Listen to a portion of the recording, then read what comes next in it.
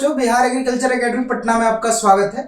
ये 2025 का आपका क्वेश्चन है जो कि PYQ है, प्रीवियस ईयर 2025 का ये क्वेश्चन है आपका, और ये ऑब्जेक्टिव क्वेश्चन है। और देखिए जो हमने 2 साल पहले का कराया, जैसे 2022 और 23 हमने करा दिया है, जो कि आपके यूट्यूब पे है 2022 और 2023 2022 और 23 का हो गया है, और ये 2025 का क्वेश्चन है। और पिछले के तुलना में ये जो हम लोग क्वेश्चन देखेंगे, देखिए क्या क्या चेंजेस किया है, और उसी के अकॉर्डिंग हम लोग डिस्कशन को भी करेंगे और साथ ही साथ क्वेश्चन को डिफाइन करेंगे। तो आइए देखा जाए जो 2025 का क्वेश्चन है पिछले साल का, वो किस नेचर का है। तो आपका ये पहला क्वेश्चन देखिए, what type of creepers are there, आरोही पौधे किस प्रकार के पौधे होते हैं।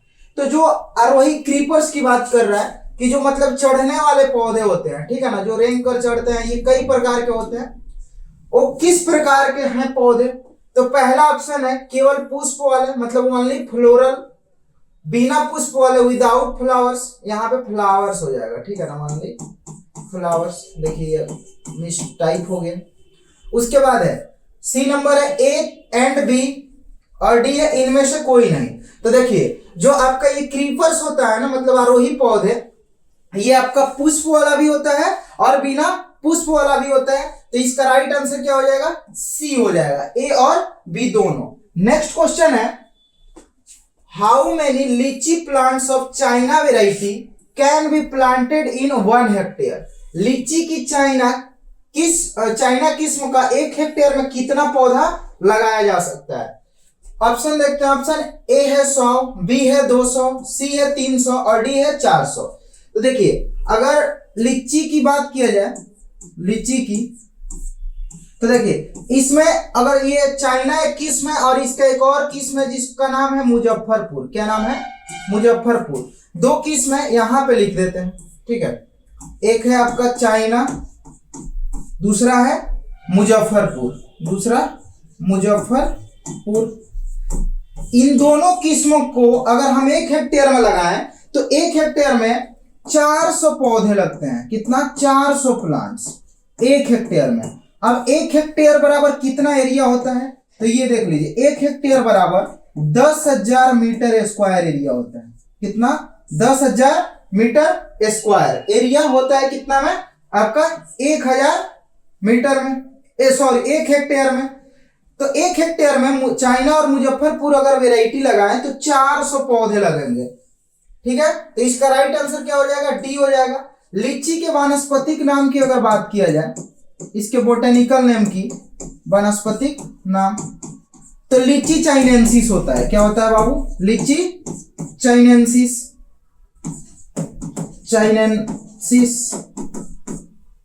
लीची चाइनेंसिस।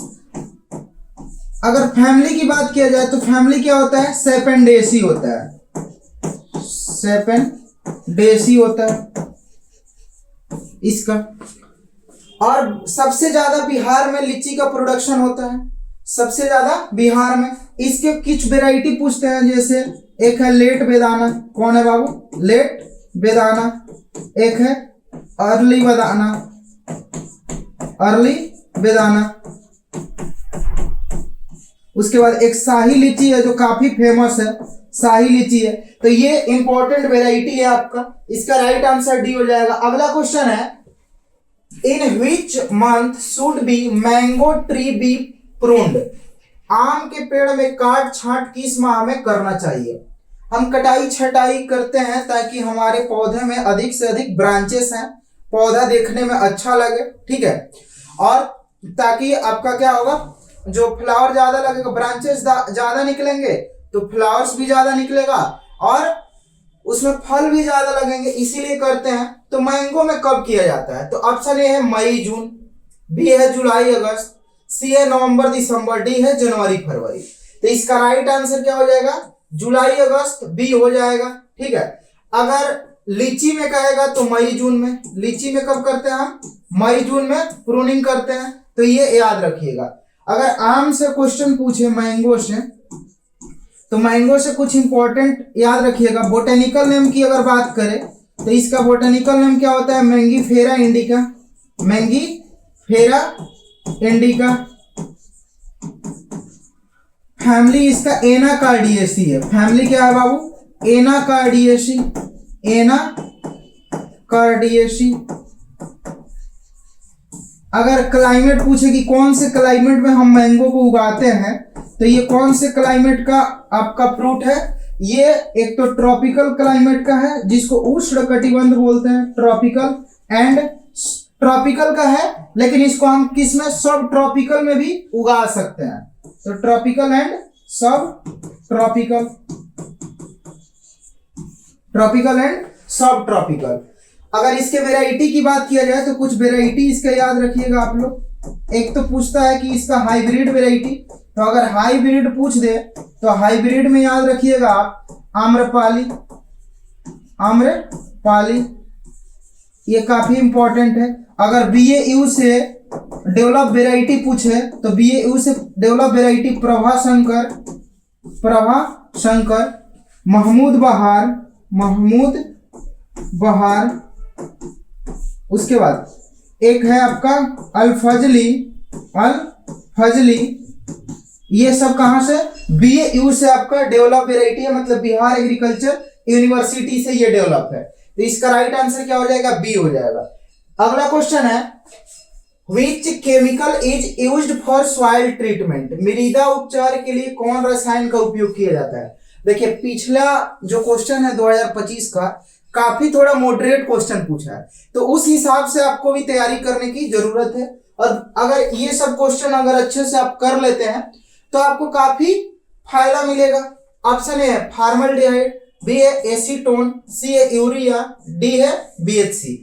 तो सॉइल ट्रीटमेंट के लिए हम किसका? फॉर्मल्डिहाइड का प्रयोग करते हैं, जिससे मृदा में जितने भी आपका जो माइक्रो ऑर्गेनिज्म हानिकारक होते हैं वो भी मर जाते हैं। और साथ ही साथ हम क्या करते हैं कि मिट्टी जो होता है आपका, उसका हेल्थ हमेशा क्या होता है? ठीक रहता है। जब इससे हम क्या कर देते हैं? सॉइल ट्रीटमेंट कर देते हैं, ठीक है ना। सॉइल ट्रीटमेंट की बात कर रहे हैं। अगला क्वेश्चन है which type of soil is suitable for date palm. खजूर किस प्रकार की मृदा के लिए उपयुक्त है? तो अगर खजूर की बात किया जाए, ठीक है, खजूर की, तो देखिए खजूर जो है, ऑप्शन देख लेते हैं पहले, क्षारीय मृदा, लवणीय मृदा, बंजर भूमि, इनमें से सभी। तो इसका राइट आंसर हो जाएगा इनमें से सभी। इन तीनों फील्ड में हम क्या कर सकते हैं? खजूर की खेती कर सकते हैं। जो पूरा बंजर है, जिसमें कोई चीज नहीं हो सकता है, उसमें हम खजूर की खेती आराम से कर सकते हैं। लवणीय में भी करते हैं और क्षारीय में भी करते हैं। लेकिन कुछ चीजें और देख लीजिए, क्षारीय में हम अमरूद की खेती करते हैं, आंवला का करते हैं और खजूर का करते हैं। फिर अगर लवणीय में बात किया जाए तो इसमें बेर, बेल, ठीक है, और खजूर का भी करते हैं इसमें, और आंवला का भी करते हैं, और आंवला का भी इसमें हम खेती करते हैं। इसके अलावा अगर अम्लीय का पूछ देगा, किसका? अम्लीय का, तो अम्लीय बड़ा पूछता है, तो एक याद रखिएगा अनानास, अनानास, फिर से अंजीर, अनानास, अंजीर, ये किस में उगाते हैं? अम्लीय मृदा में, ठीक है ना। और स्ट्रॉबेरी, और क्या? स्ट्रॉबेरी। तो ये अम्लीय मृदा का आपका फ्रूट है। नेक्स्ट क्वेश्चन है Fazli is the variety of which fruit. Fazli किस फल की किस्म है? ऑप्शन ए है आम, बी है लीची, सी है कटहल, डी है पपीता। तो ये जो फजली वेराइटी है ये आम का वेराइटी है। किसका? आम का वेराइटी है। अगर आम की वेराइटी की बात किया जाए तो एक है नीलम, क्या है? नीलम, फिर से मलिका, मलिका, उसके बाद आपका चौसा, ये सबसे मीठा वेराइटी है। कौन सा? सबसे मीठा वेराइटी चौसा है। आम्रपाली है, कौन सा वेराइटी है बाबू? आम्रपाली है। लंगड़ा है, लंगड़ा, लंगड़ा वेराइटी को ही हम मालदा वेराइटी के नाम से जानते हैं, मालदा वेराइटी के नाम से जानते हैं। तो किसका वेराइटी है? फजली मैंगो का वेराइटी है। इसके अलावा अभी हमने BAU वाला बताया, प्रभाशंकर, महमूद बहार, अल फजली, ठीक है। अगर लीची की बात किया जाए तो लीची की देखिए, लीची का शाही लीची तो सबसे फेमस है मुजफ्फरपुर में। उसके बाद एक चाइना लीची है, कौन लीची है? चाइना। फिर से मुजफ्फरपुर एक वैरायटी है लीची का, कलकतिया भी वैरायटी है। और इसके अलावा कौन सा है? लेट बेदाना और अर्ली बेदाना, ये पूछता है। लेट बेदाना और अर्ली बेदाना, लेट बेदाना और अर्ली बेदाना, अर्ली बेदाना। तो इसका राइट आंसर क्या हो गया? ए हो गया। नेक्स्ट क्वेश्चन है, which fruit contents proteolytic enzyme? Proteolytic enzyme किस फल में होता है? ऑप्शन देखते हैं। ऑप्शन ए है पपीता, बी है आम, सी है लीची, डी है केला। इसका राइट आंसर क्या हो जाएगा? पपीता हो जाएगा। तो देखिए प्रोटियोलिटिक एंजाइम क्या होता है कि जब हम पपीता को तोड़ते हैं तो उसमें से क्या होता है, जो कच्चे पपीता को तोड़ते हैं तो उसमें से एक व्हाइट कलर का मिल्क टाइप का निकलता है। वो मिल्क टाइप से हम उसको सुखाकर पपेन बनाते हैं। क्या बनाते हैं? पपेन बनाते हैं। जो पपीता का जो दूध होता है, पपीता का दूध से सुखाकर पपेन बनाते हैं। ये भी क्वेश्चन पूछ सकता है कि पपेन किस फ्रूट से बनाया जाता है? तो पपीता से बनाया जाता है। और उसी पपेन में वो क्या किससे काम करता है? प्रोटियोलिटिक एंजाइम का काम करता है, ठीक है ना। और प्रोटियोलिटिक जो एंजाइम होता है बाबू, वो किसी भी पदार्थ को, ठीक है ना, मतलब पदार्थ को मृदु बनाता है, मृदु बनाने का काम करता है, बनाने का काम है किसका? ये जो आपका प्रोटियोलिटिक एंजाइम है, प्रोटियोलिटिक एंजाइम, ठीक, एंजाइम का काम क्या है? मृदु बनाना। तो जो च्युइंगम खाते हैं आप लोग, वो देखते हैं कितना सॉफ्ट होता है, यही डाल के उसको बनाया जाता है, ठीक है। तो इसका राइट आंसर क्या हो जाएगा? ए हो जाएगा। पपीता का अगर बात किया जाए कि पपीता का बोटेनिकल नेम क्या है, तो इसका कैरिका पपाया है। क्या है? कैरिका पपाया है, पपाया। फैमिली अगर पूछे तो फैमिली क्या है बाबू?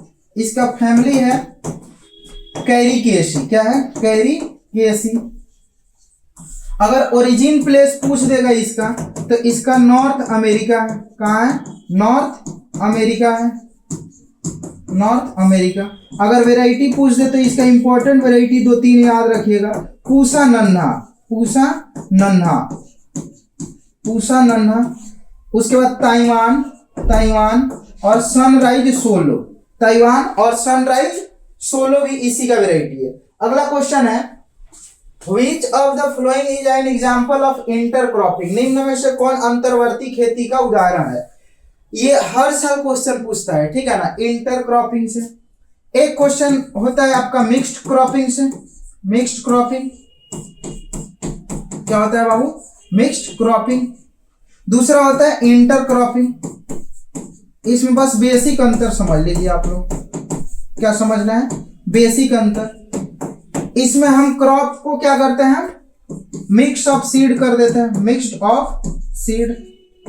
मतलब सीड को मिक्स करके जब हम किसी भी फसल की बुआई करेंगे, मतलब एक साथ मिक्स कर दिए और उसको पूरे के पूरे खेत में क्या करेंगे? हम डाल देंगे छीट करके, उसी को हम मिक्स्ड क्रॉपिंग कहते हैं। इंटर क्रॉपिंग क्या होता है? और ये देखिए, जब मिक्स्ड क्रॉपिंग छीट कर बोते हैं, जिसको ब्रॉडकास्टिंग मेथड बोलते हैं। ब्रॉडकास्टिंग मेथड का मतलब होता है छिड़काव विधि। तो उसमें कोई लाइन का बाउंडेशन नहीं होता है। आप लोग देखे होंगे सरसों और गेहूं मिक्स करके कई जगह छीट दिया जाता है, या चना या तीसी का मिक्स करके छीट दिया जाता है। अरहर या आपका जो मक्का है, उसके भी बीज को हम लोग क्या करते हैं? मिक्स करके छीट देते हैं। तो ये क्या है कि उसमें लाइन का बाउंडेशन नहीं होता। लेकिन जब भी हम इंटर क्रॉपिंग करेंगे, आप लोग इसको इंग्लिश में पढ़िएगा, हिंदी थोड़ा डिफिकल्ट है। अंतर्वर्ती खेती कहते हैं, इसको मिश्रित खेती कहते हैं। तो थोड़ा उसको इंग्लिश में आप लोग देख लीजिएगा। हिंदी वाले बच्चे भी ये इस टाइप का जब क्वेश्चन है तो आप क्या करिएगा? थोड़ा सा इंग्लिश में देख लीजिएगा, ठीक है। तो इंटर क्रॉपिंग की अगर बात किया जाए, तो इंटर क्रॉपिंग में हम लाइन में लगाते हैं। क्या करते हैं?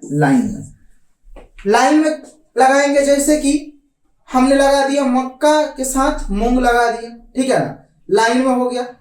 गन्ना के साथ आलू लगा दिए, मक्का के साथ आलू लगाए, तो सभी को हम किस में लगाएंगे? लाइन में लगाएंगे, ठीक है।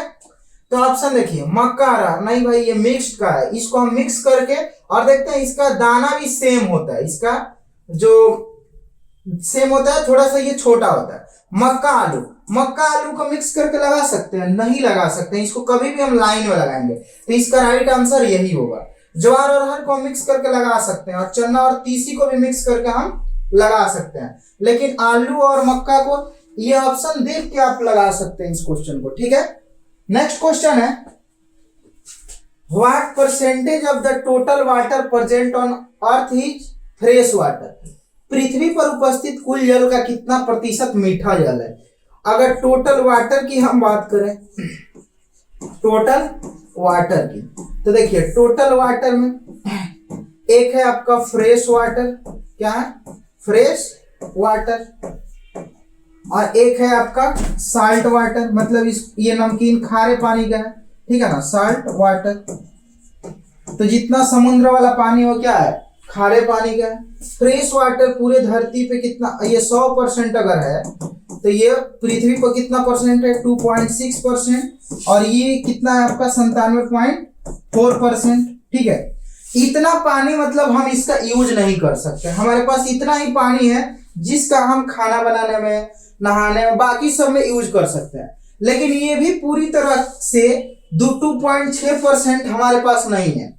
इसमें से भी अगर बात किया जाए तो 77.6% जो आपका वाटर है, ये पता है क्या है? ये आइस के रूप में है, बर्फ के रूप में है, ये पानी नहीं है, बर्फ के रूप में जमा हुआ है पहाड़ों पे, ठीक है ना, कहीं कहीं पे ये जमा हुआ है, और इसको हम लोग क्या कर सकते हैं?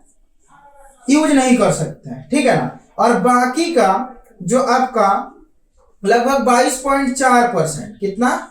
22.4% है, वही मतलब इसका भी 22.4%, इसको हम यूज करने के लायक है, ठीक है ना। तो ये आइस के रूप में है, और फ्रेश वाटर ये हमारे पास ऐसे है, ये लिक्विड फॉर्म में है।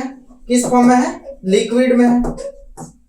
तो इसका राइट आंसर ए हो जाएगा। क्या पूछा है? अर्थ इज फ्रेश वाटर, तो फ्रेश वाटर इतना है और साल्ट वाटर इतना है, और ये जो साल्ट वाटर है ये महासागरों में, नदियों में, ठीक है ना, वहां पे आपका क्या है? साल्ट वाटर है, तो इसका राइट आंसर ए हो जाएगा। नेक्स्ट क्वेश्चन है, how much water is required in total for wheat? गेहूं में कुल कितना जल की आवश्यकता होती है? तो देखिए यहां से क्वेश्चन पूछता है, तो अगर बात किया जाए कुछ फसल को देख लेते हैं हम लोग। एक है आपका राइस, इंपॉर्टेंट है, व्हीट, सोरगम जिसको हम जवार कहते हैं, सोरगम को क्या कहते हैं बाबू? जवार कहते हैं। और एक है पर्ल मिलेट जिसको बाजरा कहते हैं, पर्ल मिलेट जिसको बाजरा कहते हैं। एक है आपका मेज, मक्का जिसको कहते हैं मेज। ये इसका याद रखना है आपको, 200 से 300 सेंटीमीटर, 200 से 300 सेंटीमीटर, 28 सेंटीमीटर इसका, ठीक है। सोरगम की बात किया जाए तो 50 सेंटीमीटर, और बाजरा की बात किया जाए तो 50 सेंटीमीटर। अगर हम मेज की बात करें तो मेज का 62.5 सेंटीमीटर, 62.5 सेंटीमीटर। तो इसका राइट आंसर क्या हो जाएगा? बी हो जाएगा। 28 सेंटीमीटर जल की आवश्यकता किसको होती है? व्हीट क्रॉप को, ठीक है। गेहूं का पूछा है। नेक्स्ट क्वेश्चन है, भारत में कितने लाख हेक्टेयर भूमि लवणीय और क्षारीय है? ठीक है ना, तो देख लीजिए, अगर भारत में पूछे लवणीय मृदा का, ठीक है ना, लवणीय एवं क्षारीय, लवणीय एवं क्षारीय,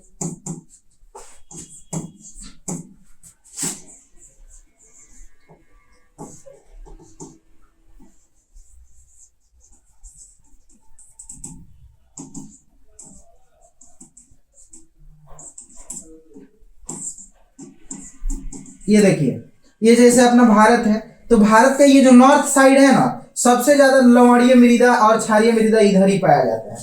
किधर? सबसे ज्यादा। ऊपर वाले को कभी भी हम नॉर्थ कहते हैं, इसको साउथ कहते हैं, इसको हम वेस्ट बोलते हैं, इसको ईस्ट बोलते हैं। तो कभी भी किसी भी पेज में भी आप लिख रहे हैं तो ऊपर वाला क्या होता है? नॉर्थ होता है। तो भारत में अगर क्वेश्चन पूछ दे, देखिए ये वाला क्वेश्चन पूछा है तो हो सकता है ये भी पूछ दे कि भारत के सबसे ज्यादा किस क्षेत्र में लवणीय और क्षारीय मृदा पाया जाता है, तो कौन से? उत्तरी क्षेत्र में, ठीक है ना। तो नॉर्थ भारत में, नॉर्थ इंडिया में सबसे ज्यादा लवणीय और क्षारीय मृदा पाया जाता है। और वो टोटल कितना लाख हेक्टेयर है? 71 लाख हेक्टेयर है। और इन 71 लाख हेक्टेयर में 13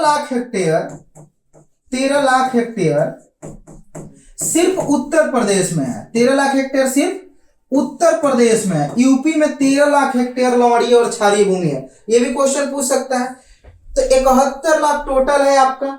और इसको के लिए सुधार करने के लिए कई संस्थाएं भी काम कर रही है और फिर से इसके लिए अलग अलग योजनाएं भी चलाया जा रहा है। तो एक क्वेश्चन यहां से और पूछ सकता है, ये वाला, जिसको याद रखना है आप लोगों को, सेंट्रल सॉइल सैलिनिटी, ये ऑब्जेक्टिव में पूछ सकता है। सेंट्रल सॉइल सैलिनिटी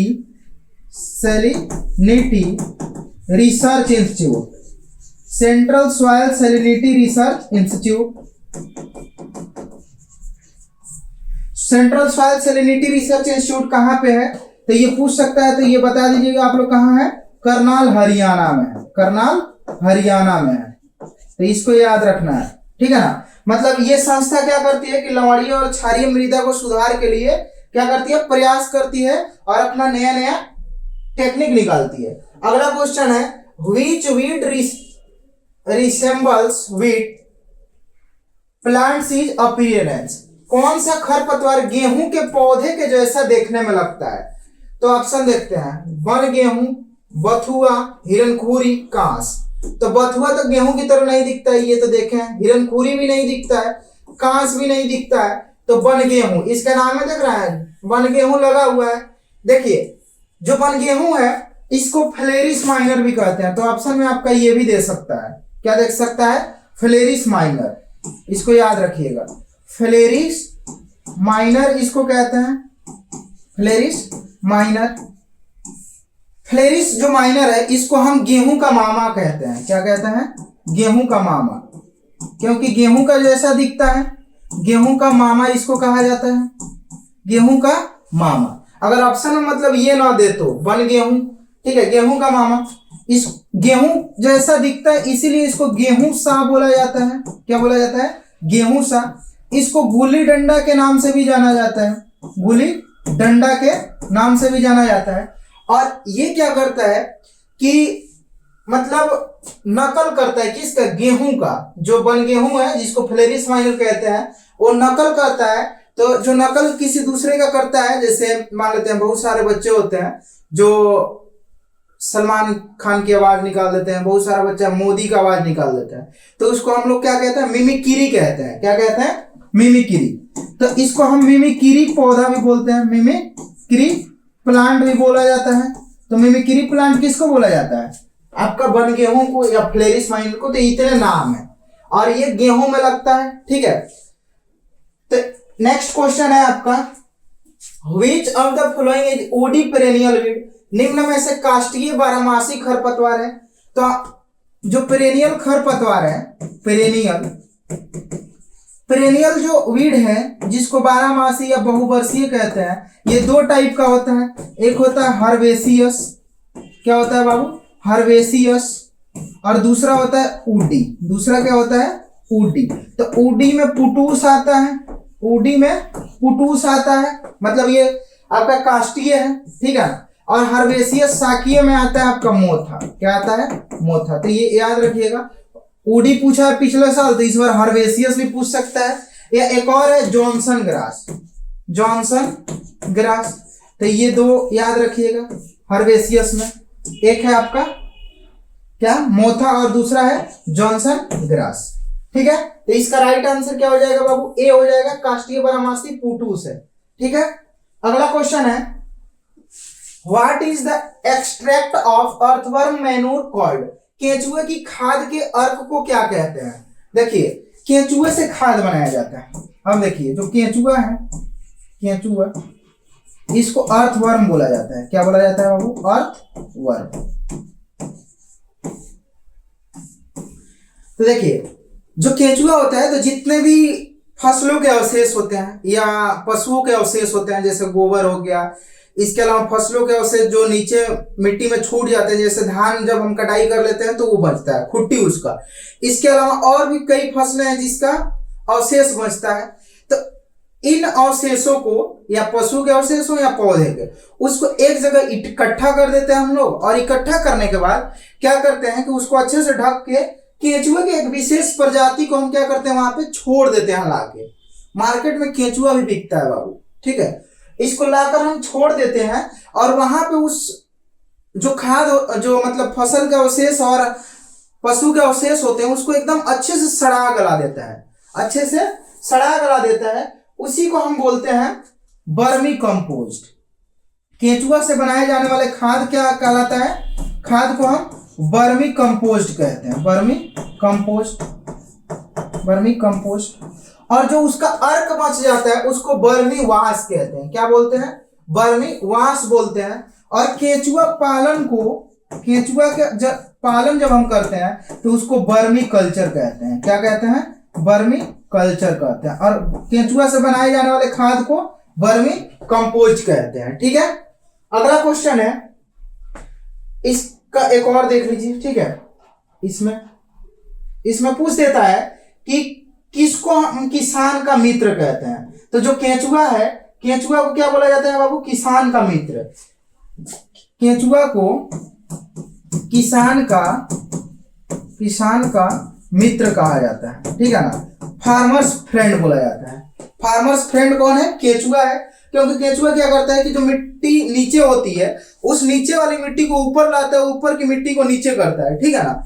और उसकी उर्वरता बढ़ा देता है।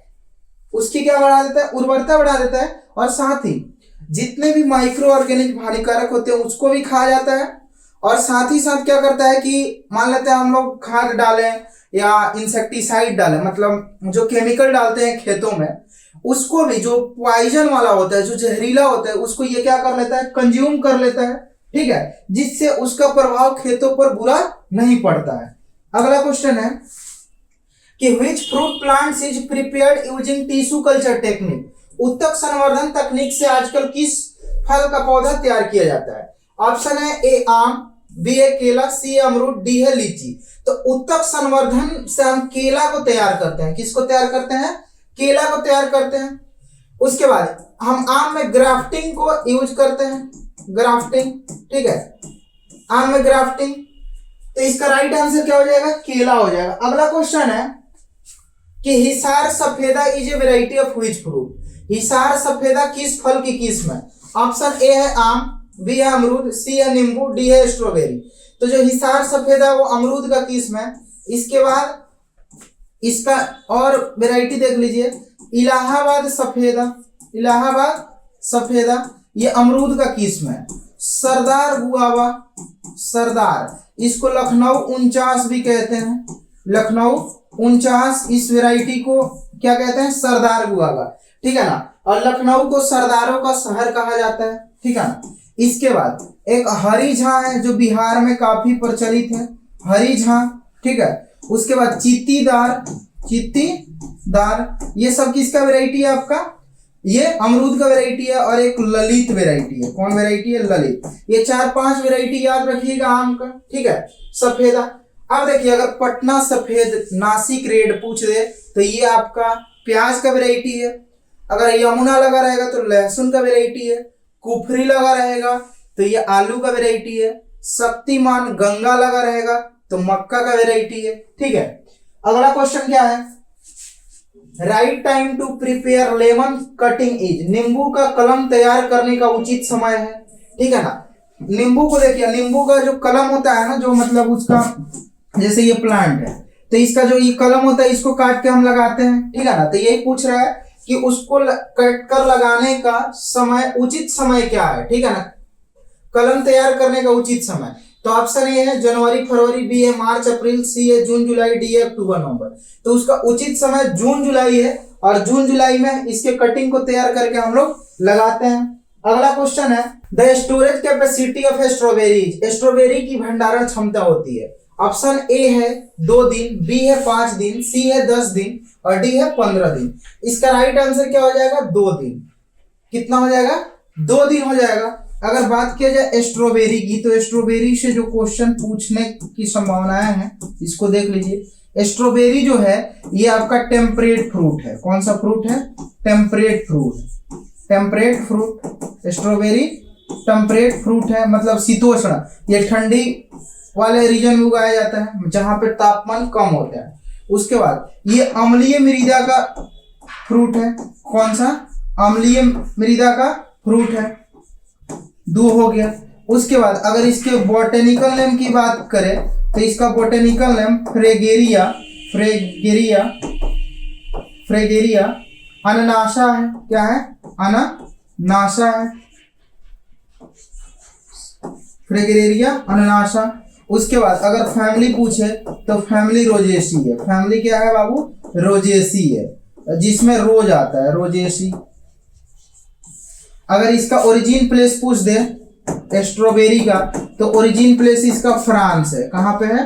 फ्रांस है, ओरिजिन प्लेस फ्रांस है, ये याद रखिएगा। अगला क्वेश्चन है, इसको 2 दिन ही हम स्टोर करके रख देते हैं, ठीक है। जो स्ट्रॉबेरी आप लोग देखे होंगे मार्केट में एक व्हाइट डब्बे में पैक करके उसको बेचा जाता है, लीची टाइप का ही साइज होता है उसका, ठीक है ना। और इसको रेड कलर का होता है और इसको पैकेट में पैक करके बेचा जाता है। अगर उसको 2 दिन से ज्यादा रखते हैं तो वो खराब हो जाता है। अगला क्वेश्चन है, fruiting occurs in tall coconut plant variety. नारियल के लंबे पौधे वाले किस्म में फलन होता है। देखिए, एक बौना पौधा होता है जो काफी छोटा होता है, बौना पौधा, इसको ड्वार्फ प्लांट बोला जाता है। क्या बोला जाता है इंग्लिश में? ड्वार्फ प्लांट, ठीक है। एक होता है आपका लंबे पौधा, लंबे किस्म या लंबे पौधा, लॉन्ग प्लांट। क्या हो गया? Long plant. तो अगर ड्वार्फ प्लांट की बात करें तो ड्वार्फ प्लांट 4 से 5 ईयर बाद, 4 to 5 ईयर्स बाद क्या करता है? ये आपका पौधे जो मतलब फ्रूट देने लगता है, ठीक है। और लंबा जो पौधा है वो कितना? 7 से 8 ईयर्स बाद क्या करता है? फ्रूट देना शुरू कर देता है, 7 से 8 साल। और इन दोनों के क्रॉस करके एक बनाया गया हाइब्रिड। क्या बनाया गया है? हाइब्रिड। दोनों को क्रॉस करके क्या बनाया गया बाबू? हाइब्रिड, ठीक है। तो दोनों को हाइब्रिड बनाया गया। तो हाइब्रिड वेराइटी के लिए, हाइब्रिड वेराइटी कितना दिन में फल देने लगता है? तो 3 से 4 ईयर में, 3 से 4 ईयर्स बाद ये जो आपका हाइब्रिड वेराइटी वो फ्रूट देने लगता है। तो इसका राइट आंसर क्या हो जाएगा? 7 से 8। लंबा का पूछा है, बौना का पूछेगा तो 4 से 5 साल, और हाइब्रिड पूछेगा तो 3 से 4 साल, ठीक है ना। हाइब्रिड बहुत जल्दी देता है। अगला क्वेश्चन है, component of triphala powder is. Triphala चूर्ण का घटक है, मतलब पूछ रहा है त्रिफला चूर्ण किससे बनाया जाता है। तो देखिए ऑप्शन देखते हैं, स्ट्रॉबेरी, नींबू, आंवला, नारियल। इसका राइट आंसर क्या हो जाएगा? आंवला। इससे और क्या क्या बनाया जाता है ये देख लीजिए, ये काफी इंपॉर्टेंट है। एक बनाया जाता है त्रिफला हो गया, चमनप्राश हो गया, चमनप्राश। जो चमनप्राश खाया जाता है वो भी किससे बनाया जाता है? आंवला से, ठीक है ना। एक है ब्रह्मा रसायन, ब्रह्मा रसायन, ये भी किससे बनाया जाता है आपका? ब्रह्मा रसायन। मेगा चूर्ण, ये भी किससे बनाया जाता है आपका? आंवला से बाबू, ठीक है। इसके अलावा आंवला का पूछता है कि उपयोग क्या क्या बनाने में किया जाता है, तो शैम्पू बनाने में, शैम्पू बनाने में। डाबर आंवला तेल बनता है किससे? आंवला से ही, तो तेल बनाने में। और क्या यूज है इसका? इसका दंत जो पेस्ट होता है, ठीक है ना, उसको भी बनाने में, दंत पाउडर बनाने में यूज किसका किया जाता है? आपका आंवला का। तो ये कई इसका, और आयुर्वेदिक, इसके अलावा मुरब्बा भी बनाया जाता है, गाजर का भी मुरब्बा बनाया जाता है। तो इसका राइट आंसर क्या हो जाएगा? आंवला हो जाएगा। अगला क्वेश्चन है, which of the following is an example of kharif crop. निम्न में से कौन खरीफ फसल का उदाहरण है? तो देखिए, खरीफ, रबी तो सब लोग जानते हैं, खरीफ, रबी और जायद। खरीफ, रबी और जायद। ये खरीफ की बुआई का समय बरसात में होता है। जैसे बरसात स्टार्ट हो गई इसके फसल को बोएंगे। तो इनमें से कौन, मतलब ये जून जुलाई में बोया जाता है, जून जुलाई में, ठीक है। ये बोया जाता है अक्टूबर नवंबर में, अक्टूबर नवंबर में। ये बोया जाता है फरवरी मार्च में, फरवरी मार्च में। इसका एग्जाम्पल है, मतलब ये बरसात वाला, गर्मी और ठंडी वाला, और ये पूरा का पूरा गर्मी वाला फसल है। तो इसमें कौन सा फसल बोते हैं? धान बोते हैं, मक्का बोते हैं, मक्का तीनों में उगा सकते हैं। ज्वार बोते हैं, ठीक है, बाजरा, ये सब किसका है बाबू, ये सब खरीफ है। रबी की बात करें तो गेहूं, आलू, ठंडी में क्या क्या बोया जाता है, गेहूं, आलू, मटर, गेहूं, आलू, मटर, मक्का भी बोया जाता है लेकिन एक्चुअल में वो किसका है, खरीफ का है। गेहूं, आलू, मटर, चना, ये सरसों, ये सब कब का है, आपका ठंडी वाला, जिसको रबी बोलते हैं। जायद में हम बोलते हैं तरबूज, खरबूज, ये सब किसका है, जायद का है। मूंग और उड़द, ये सब भी किस में बोलते हैं हम लोग, आपका जायद में। तो इसका राइट आंसर ए हो जाएगा धान। गेहूं, मसूर, आलू, ये सब हम किस में बोलते हैं, रबी में बोलते हैं, ठंडी के दिनों में, ठीक है। अगला क्वेश्चन है, Which of the following is stimulant crop? निम्न में से कौन उत्तेजक फसल है? कई बार बताए होंगे, जिसको खाने से या पीने के बाद शरीर में एक एनर्जी आ जाता है, उसी को हम उत्तेजक फसल बोलते हैं। जिमीकंद, ओल खाते हैं तो ओल से तो एनर्जी वैसे नहीं मिलता है, ठीक है ना, एनर्जी मिलता है लेकिन उतना मात्रा में नहीं, ठीक है। तंबाकू एनर्जी, ये क्या है, उत्तेजक फसल है। गन्ना शर्करा वाली फसल है, गन्ना क्या है बाबू, शर्करा फसल है। करेला क्या है, सब्जी है आपका, करेला सब्जी है, इसका राइट आंसर तंबाकू। इसके अलावा अगर स्टिम्युलेंट क्रॉप पूछेगा तो कॉफी है, कॉफी है और चाय है, ये भी क्या है, स्टिम्युलेंट क्रॉप है। इसको पीने के बाद शरीर में एक अलग प्रकार का एनर्जी क्रिएट हो जाता है। अगला क्वेश्चन है, example of energy crop is, ऊर्जा फसल का उदाहरण है। कौन ऊर्जा, मतलब ऊर्जा जैसे इथेनॉल या एल्कोहल बनाने के लिए यूज करते हैं, कौन से फसल को, तो धान का तो नहीं करते हैं, गेहूं का भी नहीं करते हैं, चना का भी नहीं करते हैं, ये अनाज वाली फसल है, ये दाल वाली फसल है। तो जो जेट्रोफा है वो एनर्जी क्रॉप है। जो पहला हमने क्लासिफिकेशन का कराया है वो यूट्यूब पे क्लास पढ़ा है, वहां से बहुत सारा चीज आपका क्लियर हो जाएगा, ठीक है। और 1 घंटे कुछ मिनट का है, उसमें बहुत सारा, मतलब लगभग आपका 8 से 10 सब्जेक्टिव क्वेश्चन वहां से आएंगे, ठीक है। तो आप लोग थोड़ा YouTube पे जाइएगा और उस वीडियो को अच्छे से देख लीजिएगा, क्योंकि वहां से आपका बहुत सारी चीजें एक साथ क्लियर हो जाएगी, ठीक है। जेट्रोफा एनर्जी क्रॉप में, इसके अलावा आलू भी एनर्जी क्रॉप में आता है, मक्का भी एनर्जी क्रॉप में आता है, और इसके अलावा गन्ना भी एनर्जी क्रॉप में आता है, और टोपियोका, इस सब का यूज इथेनॉल और क्या एल्कोहल बनाने के लिए यूज किया जाता है। तो ये 5 याद रखिएगा, ठीक है, एनर्जी क्रॉप पूछे तो। अगला क्वेश्चन है, लास्ट है, डीप रूटेड क्रॉप इज, गहरी जड़ वाली। देखिए गहराई के आधार पे 2 प्रकार के जड़ होते हैं, ठीक है ना। एक का होता है डीप रूट, ठीक है, जिसको गहरी जड़ कहते हैं। एक होता है सैलो रूट कितने प्रकार का, 2, deep root, shallow root. Deep में हम अरहर, डीप वाला अरहर है, कपास है, अरहर कपास। अगर इसमें पूछे तो इसमें धान है, गेहूं है, और आपका मक्का है, जौ है, ये क्या है आपका सैलो, मतलब उथली जड़ वाली और ये गहरी जड़ वाली। तो इसका राइट आंसर ए हो जाएगा अरहर। राइट आंसर क्या हो जाएगा, ए हो जाएगा अरहर। आज आपका 25 क्वेश्चन है, इसके बाद टोटल 70 क्वेश्चन आपके ऑब्जेक्टिव पूछे जाएंगे, जिसमें से आपको जो आ रहा है वही 35 करना होता है क्वेश्चन, ठीक है। तो अगर आप बिहार एग्रीकल्चर एकेडमी पटना से जुड़कर इन सभी क्लासेस को कर रहे हैं, जो आपका ऑब्जेक्टिव क्वेश्चन है वहां से, तो आपको 35 क्वेश्चन उसमें से ऐसा होगा जो आराम से आएगा, कोई मतलब ये नहीं। सिर्फ आप वीडियो देखकर और साथ ही साथ आपको रिवीजन करते रहना। जब भी एग्जाम आता है तो जब आप रिवीजन करते हैं तो काफी देर तक याद रहता है, रिवीजन छोड़ दीजिएगा याद नहीं रहेगा, ठीक है। तो अगर आपको ये पीडीएफ चाहिए तो कॉलेज दाखिला ऐप डाउनलोड कर लीजिएगा और वहां पे फ्री कंटेंट वाले में जाइएगा, वहां पे मिल जाएगा, और वहां से आप इन सभी चीजों को दोबारा क्या कर सकते हैं, पढ़ सकते हैं। एक बार वीडियो देखकर समझ लिए हैं और फिर उसको बार बार पढ़िए आप लोग, ठीक है। और ये जितने ऑब्जेक्टिव क्वेश्चन है आपके प्रीवियस ईयर क्वेश्चन है, और कोई भी एग्जाम जब होता है तो प्रीवियस ईयर क्वेश्चन को देख कर ही अगला क्वेश्चन बनाया जाता है, ठीक है। तो यहाँ से क्वेश्चन आने के काफी आपके क्या रहेंगे, चांस रहेंगे, इसलिए आपका तैयारी भी बेहतर रहेगा। और प्रीवियस ईयर क्वेश्चन को अच्छे से समझ लीजिए, उसके इर्द गिर्द जान लीजिए कि क्या क्या पूछा जा सकता है। इसी के साथ मिलते हैं आपसे नेक्स्ट क्लास में। जय हिंद, जय भारत।